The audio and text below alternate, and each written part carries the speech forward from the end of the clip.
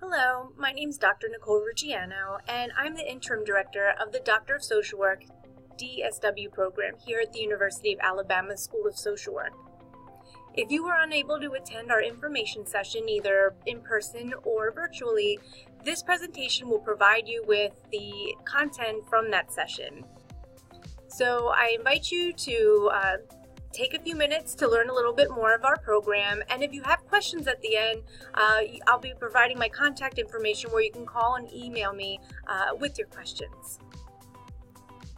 So to get started, one of the most common questions I'm asked by potential students is a DSW degree right for me? And I think that the choice to pursue doctoral education is a very important one, and one that needs a lot of thought because there is a lot of financial investment and time investment for either a DSW or a PhD program. And so making sure that this is the right step in your career is a very important thing to consider. So to think a little bit more about that, let's talk about why we're seeing this new wave of DSW programs being offered particularly in the United States. Well, originally, the DSW degree was the doctoral degree in social work. So when social work education wanted to pursue doctoral programs, instead of a PhD in social work, the early programs were Doctor of Social Work programs. However, those DSW programs really looked a lot more like the PhD programs today. However, social work has also followed some other helping professions in these questions about the need for a practice doctorate. So for instance, there have been questions in psychology that there were so many PhDs in psychology, but not enough people with doctoral level education in psychology to meet all the mental health needs clinically. And so the PsyD became very popular. So some of these trends that have fueled the DSW degree in social work include the more complex social service issues that we are facing. That social services and also the needs of the populations we serve have become more complex, and so not necessarily we might have social workers out there who are very competent at the MSW level, but may not have been trained or prepared to deal with some of these complex issues. There also are questions about the needs for management and advancing to higher levels of management within organizations and agencies. Oftentimes we see that people who are in management in health and human services who are social workers were really trained as clinicians, and then they were very good at that, and so they took on administrative positions when asked and moved up, but they didn't necessarily receive all of the training and education in human service management. There's also a need for more specialized services. So we've learned of new therapeutic techniques that we know would benefit certain client populations, but they might not have been part of traditional MSW program training. Also, one example that I give in gerontology, because I'm a gerontologist, is that we have a growing number of people who are experiencing Alzheimer's disease and dementia, but we have a shortage of geriatric psychiatrists and neurologists here in the United States. So one way a DSW degree could help with the issues of cognitive care later in life would be higher level trained social workers who can specialize in cognition. In looking at the current state of DSW degrees and DSW social workers, I've really summarized this down to getting a DSW is really about social workers who want to work with the highest levels of independence, or they want to further specialize their practice or become leaders in the field. And so it's these three categories seem to sum up a lot of the decisions why people go to get DSW degrees. Now, how is a DSW degree different from a PhD?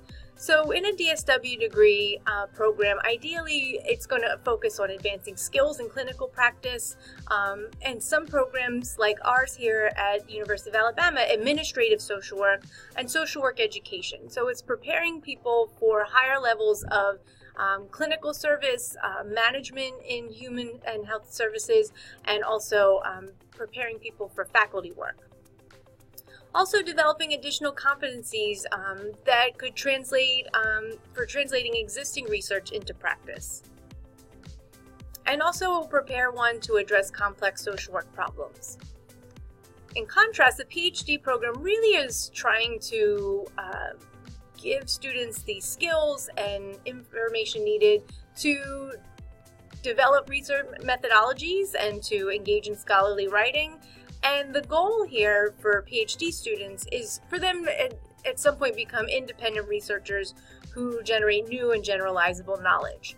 So even though both are doctoral programs, a clinician who doesn't necessarily want to become a researcher might want advanced training and education in social work, but does not want to be an independent researcher. And so this is where we see the DSW degree meeting those career needs. So if you look at the career trajectories of people who have DSWs, we often see that they are full-time clinical or tenure-track faculty, clinical managers, nonprofit executive leadership, nonprofit founders, public service leadership, typically at higher levels. They might be independent private practitioners rather than working within an existing practice, being more on their own, and also social work higher education administration.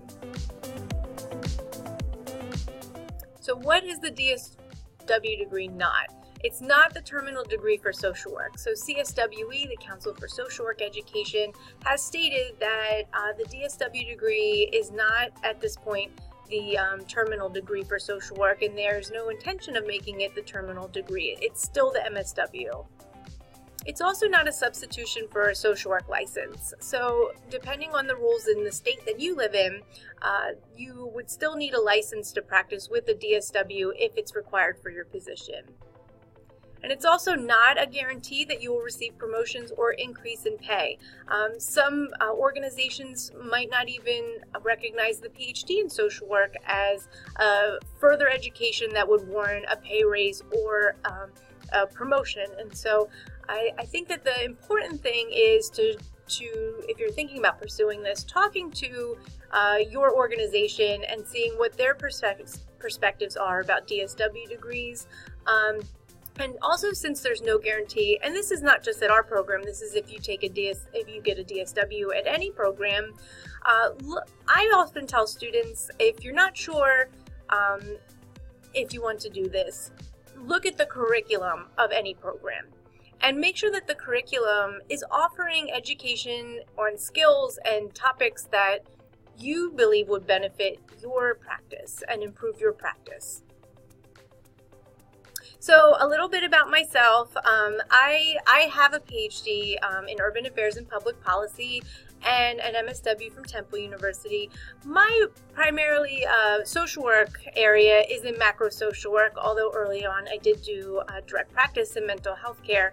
And so I have a lot of experience with program development, policy work, and so I have been working as the director of this program, which so far we're going to have our first cohort coming in this fall, has been about program development and policy.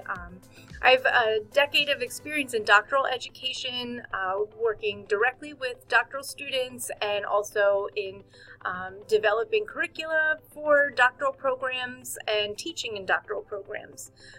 Personally, my area of expertise is in gerontology, health service research, and health technology. So the overview of our program. So the DSW program here at the University of Alabama is 3 years part-time. Typically you take 2 classes a semester, and it's 45 credits. This program is primarily online, and it's offered through our Bama by Distance program. And so they have set the tuition for all of the graduate programs offered through Bama by Distance. And based on the current credit cost for a credit hour, the 45 credits in total for the program costs $17,775. So this does not include other costs, books, or travel for program activities if they're needed, but this is for the tuition. And for the full 3 years, not per year. And this is for in-state and out-of-state. There are 2 tracks to select from. So we have a clinical track where you would learn more skills in clinical social work, clinical techniques, clinical management, and there's also an organizational leadership track. And so this track would give more skills in management and administration. You basically complete 2 years of coursework, and then this is followed by a capstone project, which I'll talk a little bit more later, is a practice change-based project, not a research project like a dissertation.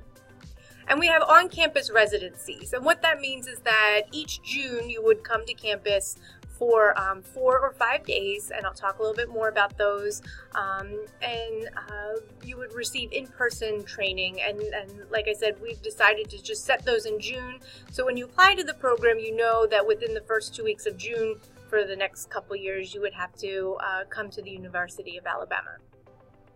So what are some of the highlights of our program? So there are several DSW programs offered nationwide. So what are some of our features? One is the organizational leadership track. Most DSW programs are clinical focused, and so having more macro content is something that it is offered in a couple of programs, but we have this management track that stands out from a lot of the clinical programs that are offered. The primarily online format, so you can take this, you can take your classes wherever you live, and we are known here at the University of Alabama for our really outstanding online education programs, and in fact, we are a leader in the country in our Masters of Social Work, our MSW online program, and so we've been doing online education very well for quite some time. Here we also have the DC Fly-In program at the School of Social Work, which is not unique to the DSW program. This is something we offer all of our students. So if you want more skills in policy advocacy and policy work, we actually have a program in the spring where you can go to Washington, D.C. for a couple days, get intensive hands-on training in talking to legislators and meet with legislators in Washington, D.C. So it is distinct from traditional PhD programs. We don't require a dissertation, and we have basically practice-based content.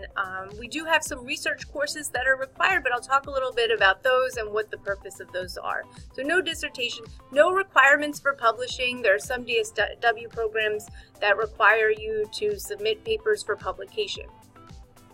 So a little bit about our curriculum. So just an overview of the components I'm going to discuss, that we have core courses that provide your foundation. We have research courses, a teaching course, specialization courses and electives, and a comprehensive exam paper and capstone. So I'll go a little bit over all these.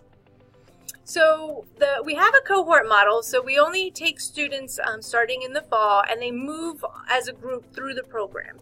And so the cohort model, it really allows students to move through the curriculum as a consistent group. So it helps develop a sense of community, especially community of scholars, where they can talk with one another about what they're learning and their ideas. So, and also give each other moral support, because it is a lot to take on with typically additional family and work duties to go back to school. So year one is your core courses. So this is developing advanced theoretical and practice understandings. The specialization courses in year two are more for your track base, but you develop more skills and practice in integrating theory, research, and practice. There are also required courses and electives, and what we have been telling students is that if you want to take one track, you can actually take the electives from another track as your elective courses. So one of the things that people have questions regarding our curriculum are the research courses, because they don't want to get into a DSW program and find out that it's more like a PhD. So I broke down what the purpose of and how you progress through the program. So the basic goal, what we are trying to do with the design of our curriculum, is to teach practitioners how to better understand the research they're reading and using the research findings to develop new interventions and also use their knowledge of research to better evaluate practice. So in your first research in clinical and community practice class, you're going to learn how to evaluate research methodologies, and so how researchers do their study. And so essentially, you would be able to see how the researchers design the study. What is the quality of that design? Or how do I compare the methods used to what I'm seeing in the practice realm? Would the findings from this particular study, given how they did the study, relate to what we're doing here in our agency? And so you learn methodologies for evaluating practice as well. So not only do you evaluate the quality so you can assess what you learned about the study, but how do you use these methodologies in order to better understand what you're doing as a practitioner in the field? The second level course, you're going to learn to evaluate research findings. And so what I typically see students do when they're evaluating at the master's level is they read the introduction, they read the maybe the methodology section, and then they jump over the results to the discussion section. So we need you as advanced level practitioners to understand what's going on in that results section. So for instance, you might find out that the researchers claim that they had a significant difference between the experimental group and the control group. So yeah, go ahead and use this this therapeutic technique in your own practice. But if you learn to read the results a little bit more clearly, you might find that there was a difference, but it was very small. And so maybe that would tip you off that you should look for a different type of intervention that might provide better results in your own practice. And also, how do you take those research findings and integrate it into practice-based decisions? If you want to develop a new intervention for your clients, well, what does the research say about it, and how should you tailor that intervention for your clients? And then you also have residency workshops. So you're going to come to campus in June, and we will have workshops on the techniques. So if you feel that learning research, interviewing skills, or developing surveys or focus groups would be a great way of evaluating what you're doing, getting that in-person feedback and training will help you, so you're not just learning how to do these things at a distance, because I find that research is the one topic that most students are the most nervous about as being very practice focused. And you also get training and support in completing the bigger components of the program, so your exam paper and your capstone project. You will take teaching courses. You have your main teaching course in social work education, but we also have elective courses and other distance programs that are education focused, and so you can learn more teaching techniques and pedagogy that can help you advance as a faculty member in a social work program. So the on-campus residencies. So in your first summer, you would come for 4 days. It would be Thursday through Sunday, and your second year would be 5 days, Wednesday through Sunday. And these are educational events here on campus. They're mandatory. You must come to these in order to graduate. Some of the things that you would do when you were here, you would have in-person meetings with faculty, whether it's your advisor or the faculty of your courses. You would get help and support for your paper and your capstone project. You get in-person instruction that would supplement the online content. For these residencies, students would arrange their own travel, and so that's where the cohort model might actually be more beneficial, because if you're trying to save money, you could work with other students and maybe stay together in the same place and share cost, but you arrange your own travel, and the travel costs are not included in the program's tuition costs. So the comp paper and the capstone project really focus on practice change and changing what we're doing in the field to improve our practice. So first is the comprehensive exam paper. This is what you are going to be working on in year 2. So you're going to identify an issue or challenge in the social work field that you think it would be important to address. And then you're going to focus on identifying existing research papers that looked at interventions for this type of issue. And you're going to critique this existing research. You're going to learn how to evaluate how these studies were performed and the outcomes of the study. And so you're going to take the information from these studies and you're going to develop an intervention that you are going to undertake in year 3 through your Capstone Project. You need to complete this paper by the end of year 2. And students can publish this if they want. So they would be encouraged and they would get support if, for instance, they want to go into academia. They might feel like having a published paper would really help them. So the students would be provided with support for doing so.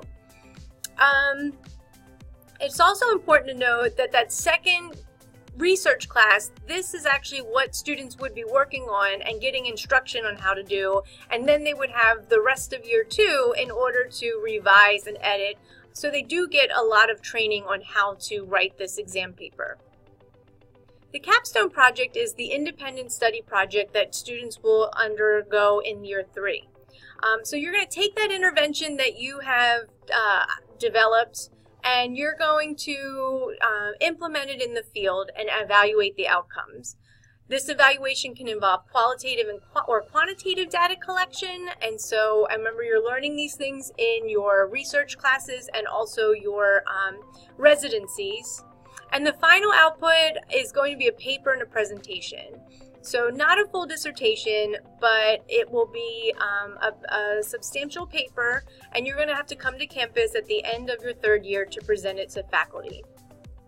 Students will be encouraged, but it's not required that they publish their project paper or present the work that they're doing at conferences. So just a review about how the program works. Year 1, you have your core courses, your research courses, and your 4-day residency. Year 2, your specialized courses, your comprehensive exam paper, your 5-day residency, and you also have a prep course for the Capstone Project. You're going to have 2 classes that help you with the Capstone Project. One is just an introduction, it's a 1-credit course, and the second one you'll actually work on the proposal for your Capstone Project. And then year 3, you complete your Capstone Project and your on-campus presentation of this project. So now you've learned a lot more about our program. If you are still interested in applying, and we hope that you are, what are the admission criteria? What are we looking for? So essentially you need an MSW degree from a program that was accredited by CSWE at the time of your graduation, and a minimum of 3 years of post-MSW experience. And so if you go back 3 years from August of the upcoming year, that would be the cutoff point. And so you would have to have at least 3 years. There's no exceptions to this. I get a lot of emails and calls. I have my MSW and I just got it, but I had 15 years of experience before my MSW. The program committee feels that 3 years after performing at the MSW level is really helpful in giving you the knowledge and skills needed to identify that big problem or issue in social work that you want to address. And you will already have enough experience in the field to help you apply what you're learning better. And so we feel that this is important in order to make you a more successful candidate. You're going to need 3 letters of reference. So at least 2 of them from professional references. 1 can be a former professor, but they can all 3 be professional references. We understand that some people are going to apply for this program after not having been in school for many years, and so an academic reference might be more difficult. A statement of purpose, and there's specific instructions on that you can find online. Resume. If you have English as a second language, you would need the TOEFL score, and there might be a possibility that a DSW faculty member would interview you if there are questions about your application or things like that.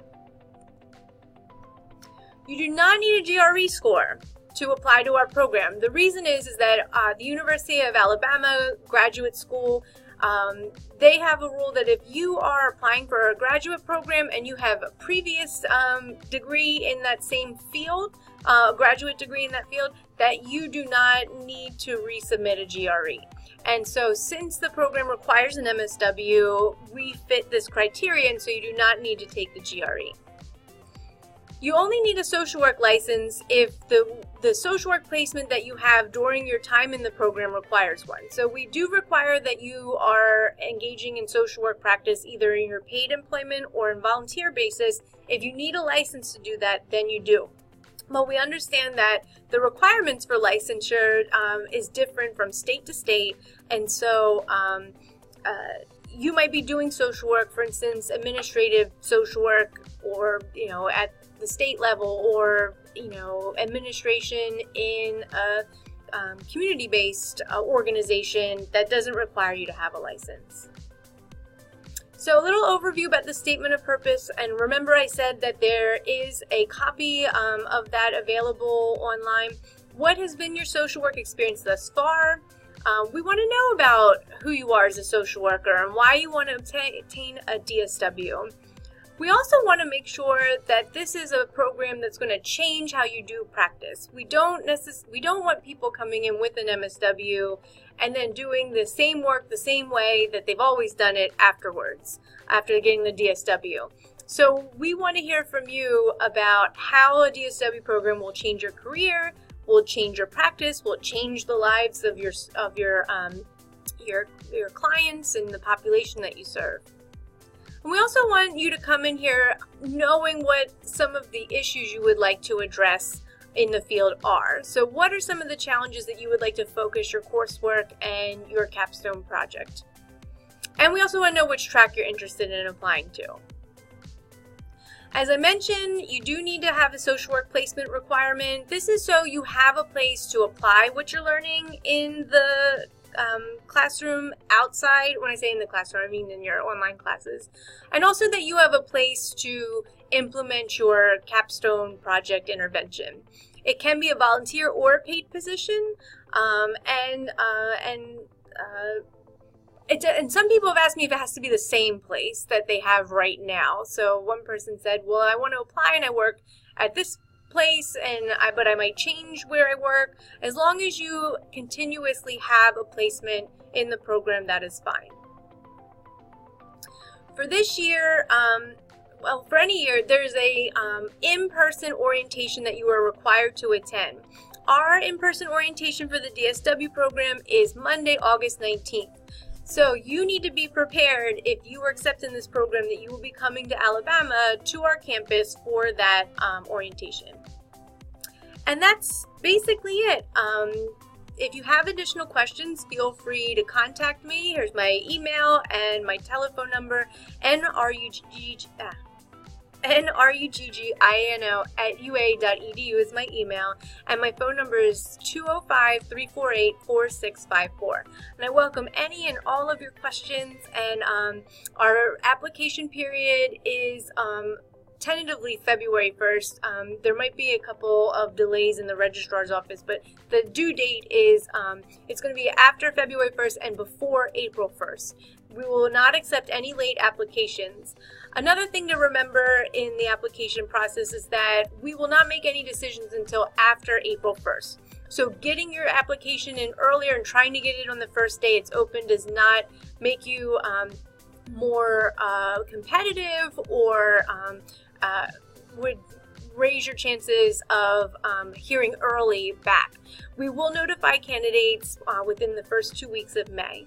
So I look forward to meeting you or hearing from you, and whatever you decide to do about furthering your education, your career, I wish you the best of luck.